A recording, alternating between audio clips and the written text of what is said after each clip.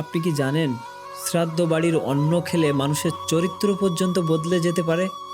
একজন আজীবন সাধু মানুষ মাত্র একবেলার অন্ন খেয়ে কিভাবে ভয়ঙ্কর চোরে পরিণত হয়েছিল, এই কাহিনী আজ আপনাকে গভীরভাবে ভাবাতে বাধ্য করবে।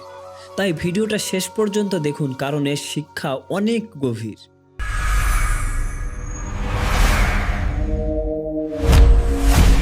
শ্রাদ্ধ বাড়ির অন্ন খেলে কি হয়, আপনি কি কখনো ভেবে দেখেছেন?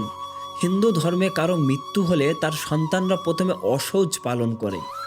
এরপর প্রয়াত আত্মার শান্তি কামনায় শ্রাদ্ধ ও শান্তিকর্ম সম্পন্ন করা হয়। সেই উপলক্ষে আত্মীয় স্বজনদের নিমন্ত্রণ করে অন্নদান করা হয়। কিন্তু হিন্দু পুরাণ মতে শ্রাদ্ধ অনুষ্ঠানের অন্ন গ্রহণ করা অনুচিত, কারণ মনে করা হয় এই অন্ন আমাদের মনের ভক্তি ও পবিত্রতাকে নষ্ট করে দিতে পারে।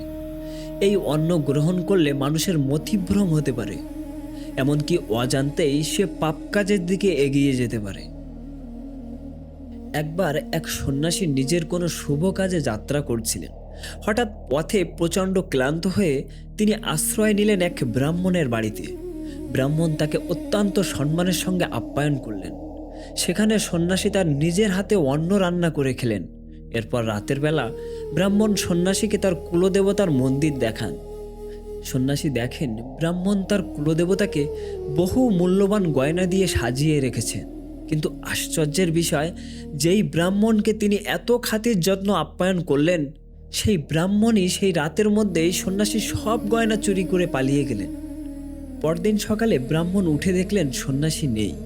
প্রথমে ভাবলেন হয়তো এমনিই চলে গেছেন, কিন্তু তিনি পূজা করতে গিয়ে দেখলেন তার দেবতার গায়ে একটিও গয়না নেই।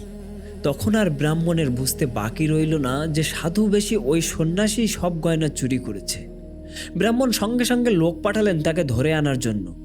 আর এদিকে সন্ন্যাসী কিছু দূরে গিয়ে এক গাছের তলায় বসে গভীর চিন্তায় ডুবে গেলেন। সে ভাবতে লাগলেন, আমি তো সারা জীবন সাধনা করেছি, কখনো কোনো খারাপ কাজ করিনি, তাহলে আজ আমি চোরের মতো এ কী কাজ করলাম? ভাবতে ভাবতে হঠাৎ তার মনে প্রশ্ন জাগলো, গত রাতে ব্রাহ্মণের বাড়িতে যে অন্ন তিনি খেয়েছেন, তাতে কি কোনো সমস্যা ছিল? এই ভাবনা নিয়ে তিনি আবার ব্রাহ্মণের বাড়ির দিকে ফিরে যেতে শুরু করলেন। আর ঠিক সেই সময় ব্রাহ্মণের লোকজনও এসে তাকে ধরে ফেলল। তারপর তারা তাকে টানতে টানতে সেই ব্রাহ্মণের কাছে নিয়ে গেলে সন্ন্যাসী বিনীতভাবে ব্রাহ্মণকে প্রশ্ন করলেন, আমি গত রাতে যে অন্ন গ্রহণ করেছিলাম, সেই অন্ন কোথা থেকে এসেছিল? ব্রাহ্মণ উত্তর দিলেন, ওটা আমার এক যজমানের বাড়ি থেকে আনা। সেখানে শ্রাদ্ধ অনুষ্ঠান ছিল, সেখান থেকে এই চাল ডাল পাওয়া। সন্ন্যাসী আবার প্রশ্ন করলেন, যার শ্রাদ্ধ হয়েছিল তিনি ব্যক্তি হিসেবে কেমন ছিলেন? তখন স্থানীয় লোকজন একসঙ্গে বলে উঠল, আরে সে তো ছিল এলাকার এক ভয়ঙ্কর চোর। সন্ন্যাসীর কাছে সব কিছু পরিষ্কার হয়ে গেল।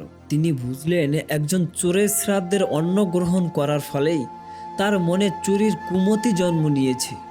সন্ন্যাসী সঙ্গে সঙ্গে সমস্ত গয়না ফিরিয়ে দিলেন এবং বললেন, একবেলার অন্ন খেয়ে আমি যে পাপ করেছি তার প্রায়শ্চিত্ত আমাকে সারা জীবন করতে হবে।